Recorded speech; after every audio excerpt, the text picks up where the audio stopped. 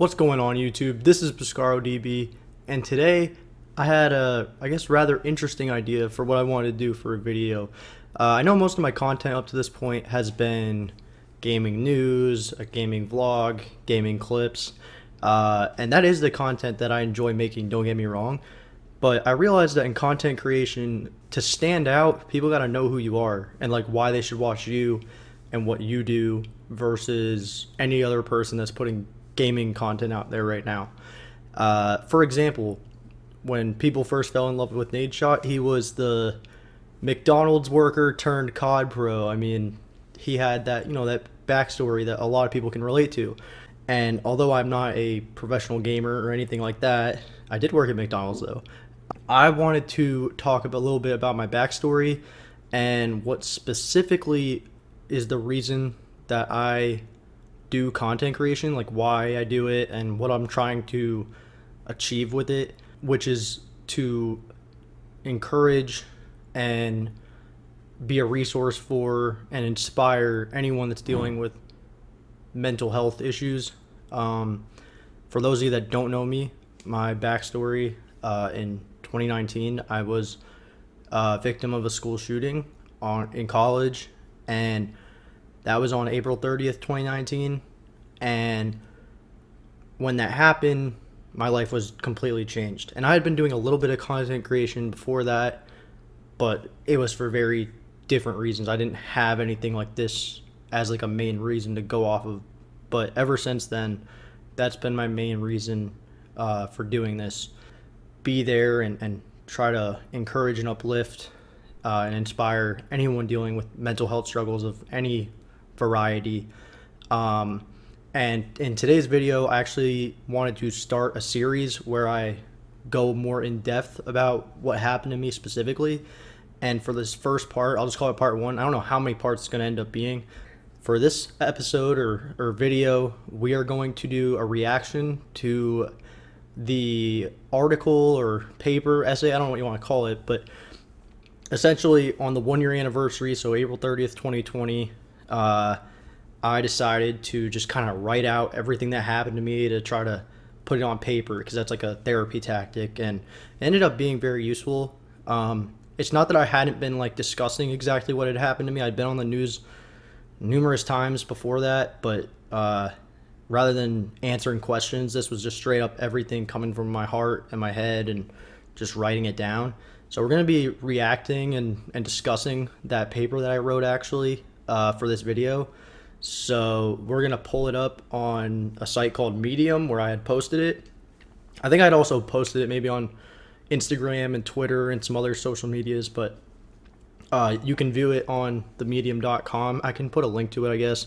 But I'm going to be reading it from there, and you will just be breaking it down and reacting to it so that you can understand my backstory and see what I've been through, and see my reason for why I'm doing content creation, because it's not just because I love gaming. I do love gaming, but that's not why I'm doing content creation, and this is why I'm doing it.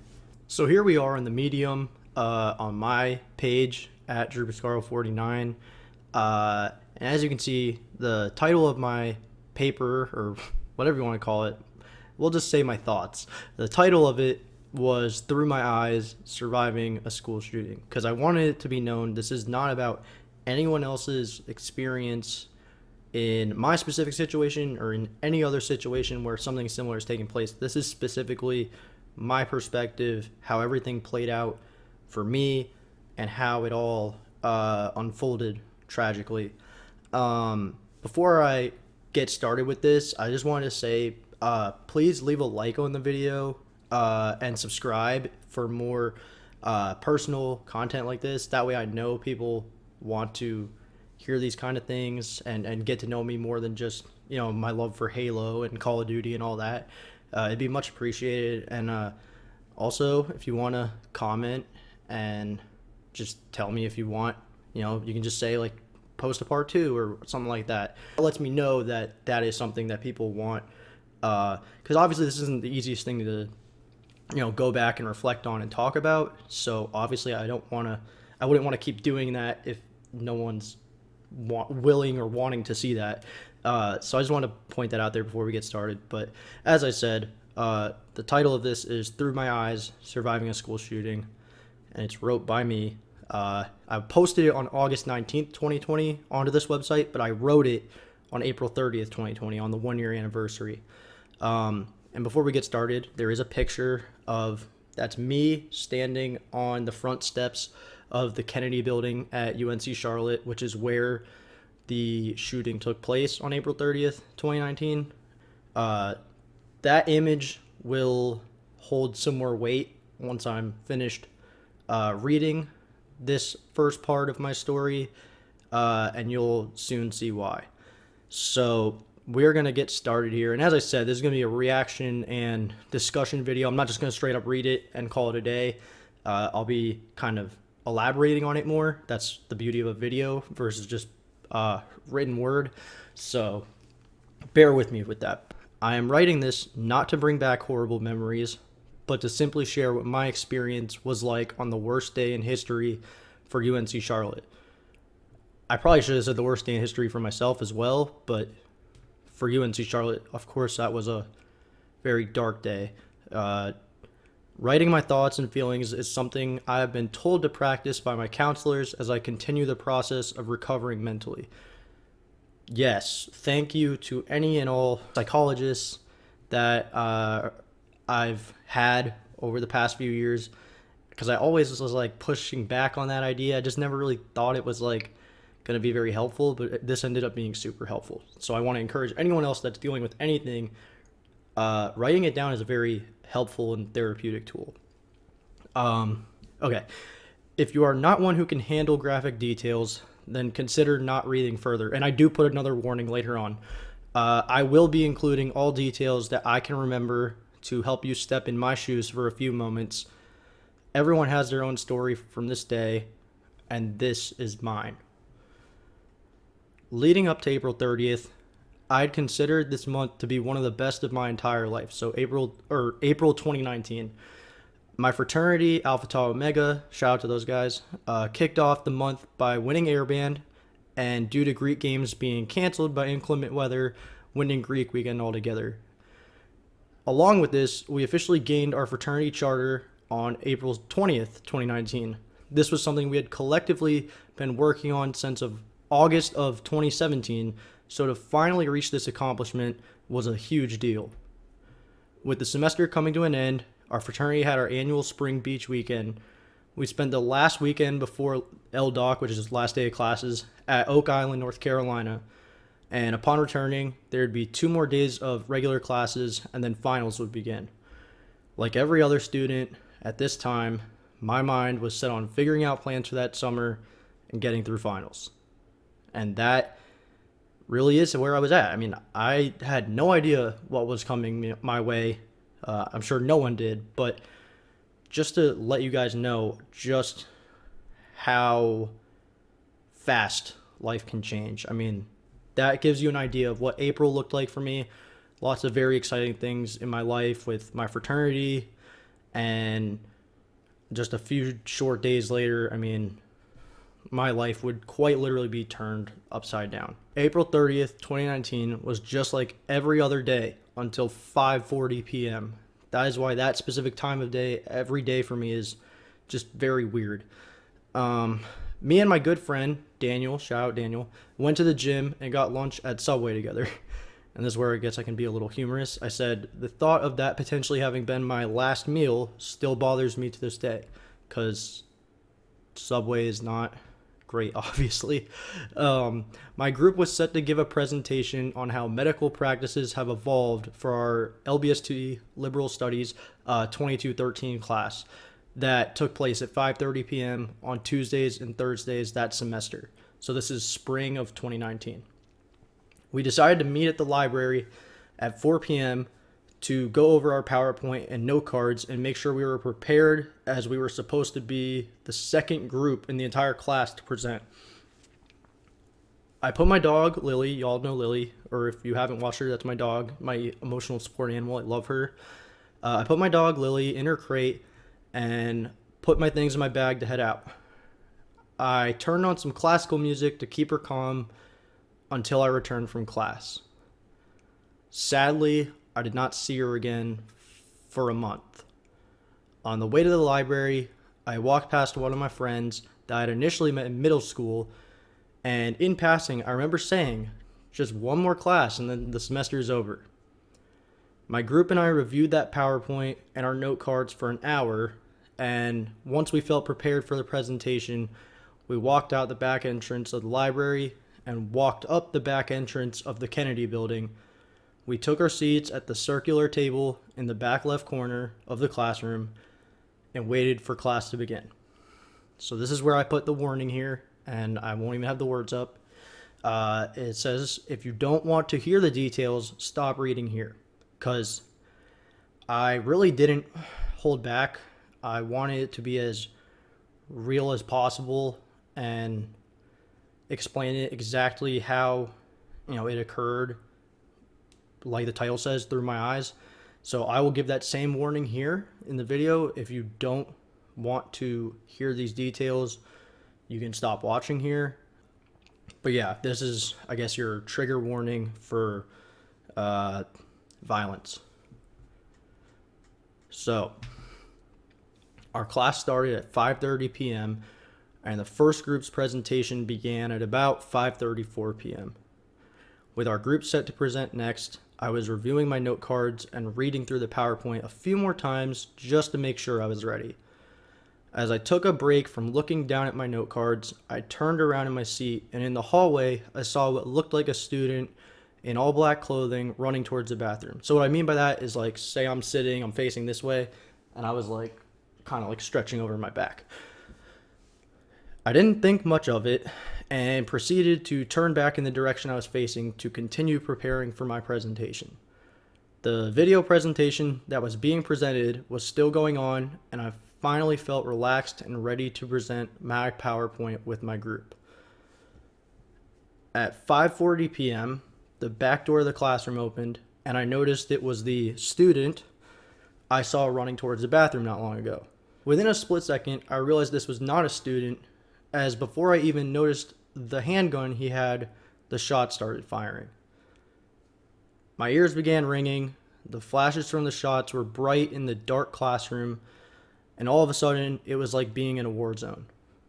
They tell you run, hide, or fight in these situations, but they forgot to mention that sometimes the body takes over and you freeze in place.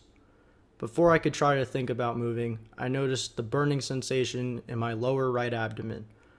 At this moment, I realized I had been shot, and I even said out loud to my group, I just got shot. And I remember this so distinctly because it was like I almost couldn't believe that it happened until I said it out loud. Like, just feeling it wasn't enough, and noticing all that was going on around me.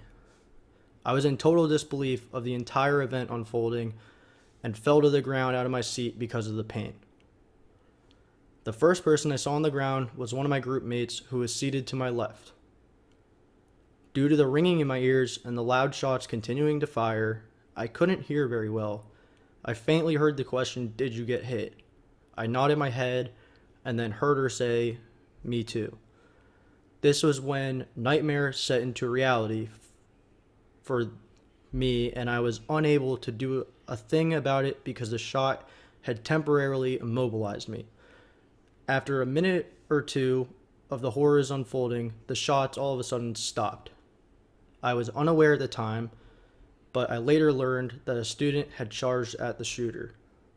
The classroom that was once full of chaos, students running and screaming as the shooting was taking place, was now radio silent.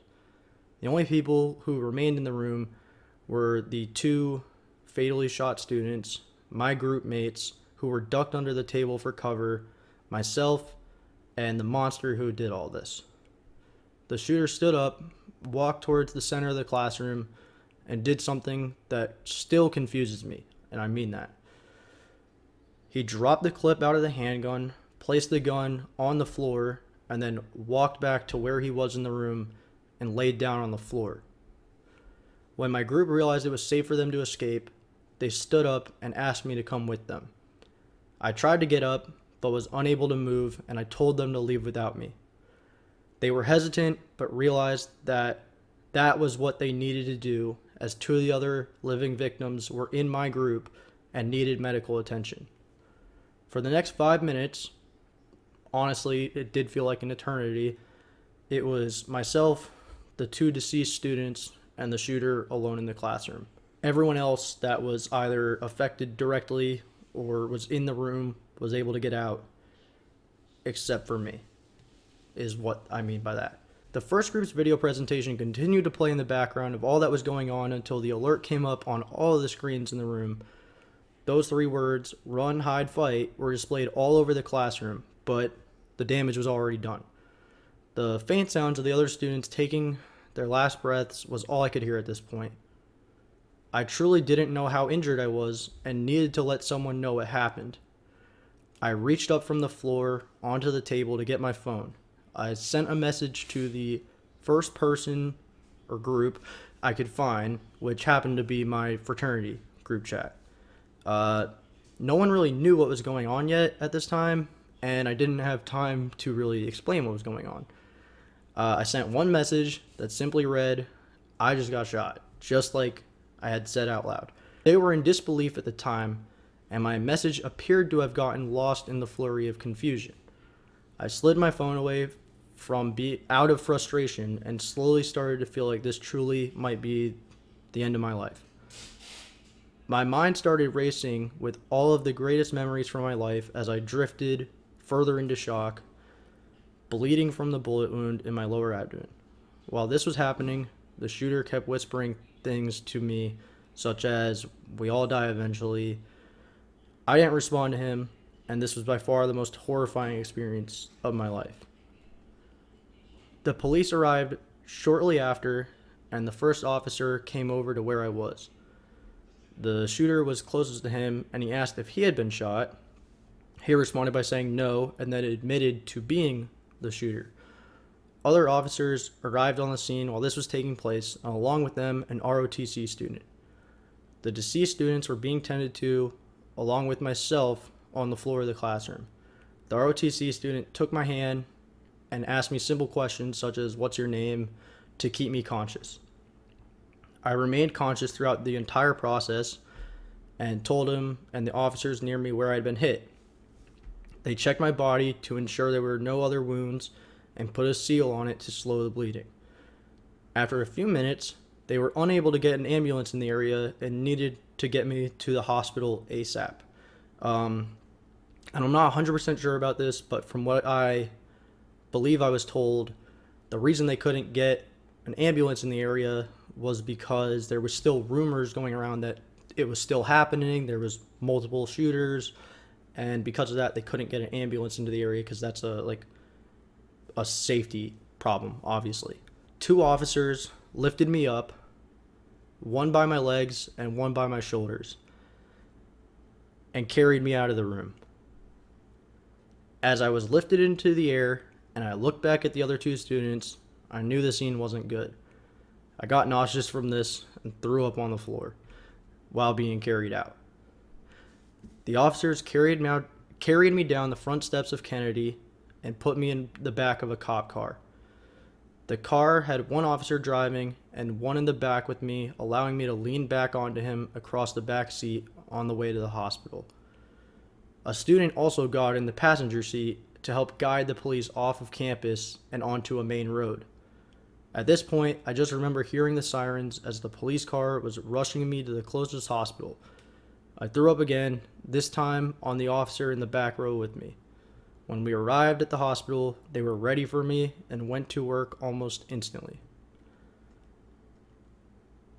I was picked up out of the car and placed onto a stretcher.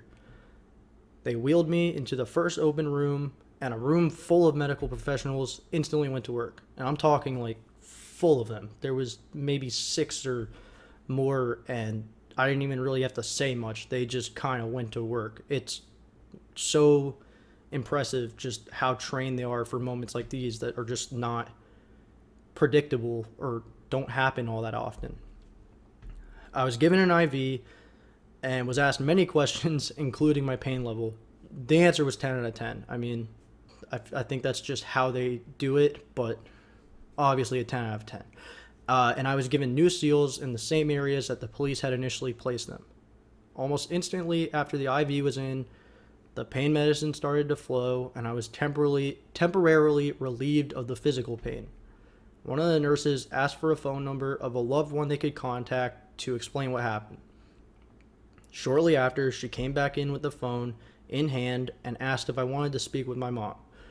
I took the phone, and the first thing I said was, "Hi, Mom, I got shot in the back." That's how I worded it exactly.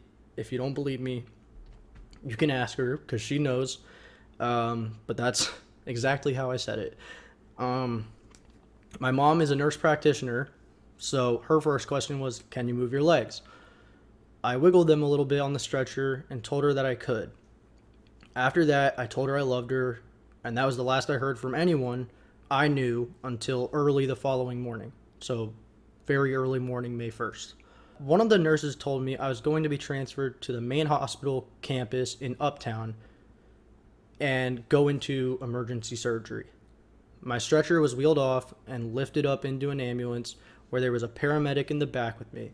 He made sure I was stable and awake throughout the ambulance ride to the hospital and asked me some of the similar basic questions I was being asked earlier, such as, "What is your major?" The ride did not last long, and soon we arrived at the main campus for the hospital.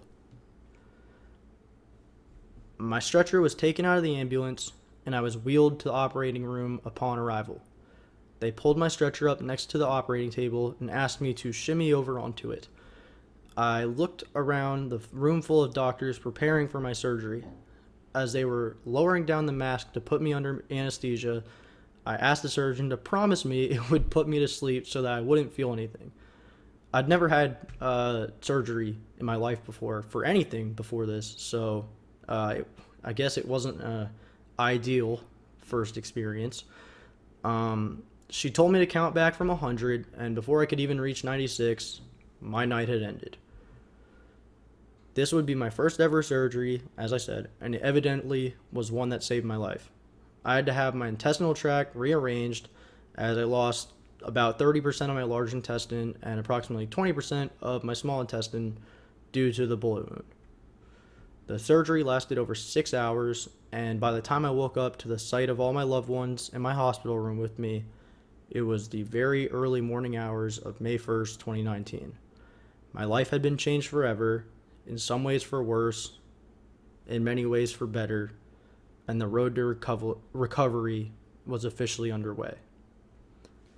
Now, I was in the hospital for about a month. I think it was 27 days to be exact. And there was a lot of physical recovery and bad times, but also some really good times that took place in those 27 days. So that's what I mean by this is going to be a series. It's going to be done in parts because that would just be way too long to make it all one video. And that's where I'm going to leave off with. Everything I wrote, I still have memorized in the sense that, like, rereading this did not make me go, "Oh, that's how it happened." Because that sometimes happens to people who have PTSD, such as myself, where you kind of forget things that happened just as a trauma response. But in my case, I still remember everything as it happened very vividly. Now, I hope this gives you some insight into, like I said, the pivotal, life-changing moment for me, and shows you and tells you, at least from one POV, what it's truly like to experience something like that. Because, all the news stories and, TV shows or movies or whatever, that, nothing relates to the real thing and the real perspective from someone who's actually gone through it from start to finish. And I know that I have a unique experience with that as someone that, lived to tell the tale, if you will. But that's going to wrap it up for part one of this story. Not every part is going to be like this. Like I said, there were a lot of good things that came out of this. but obviously I have to start with the hardest part. And again, I will reiterate, the reason I do my content is because I dealt with something tragic and traumatic, and I have my own mental health struggles.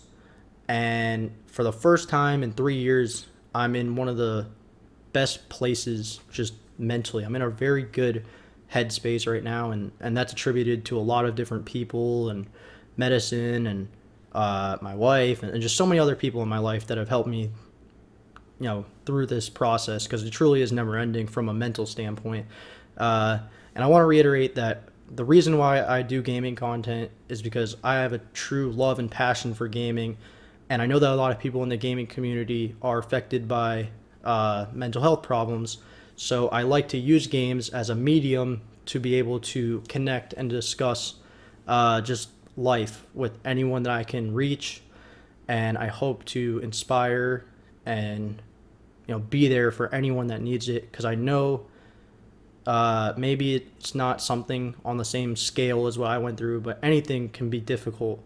And not everyone has someone to talk to in person that they feel comfortable with. And a lot of times they turn to watching streamers and YouTubers and stuff to try and feel better. So that is my goal with what I'm doing. And that's why I started this series, to discuss more personal matters in my life and hopefully give you a look into what my life has been like ever since then. So again, if you enjoyed this video and want me to continue with the series, be sure to leave a like and comment on the video. And if you enjoy my other gaming content or want me to make more like personal vlogs and stuff like that, subscribe to the channel, hit the notification bell to see when I post content and never miss an upload. And until the next video, I hope you have a fantastic day.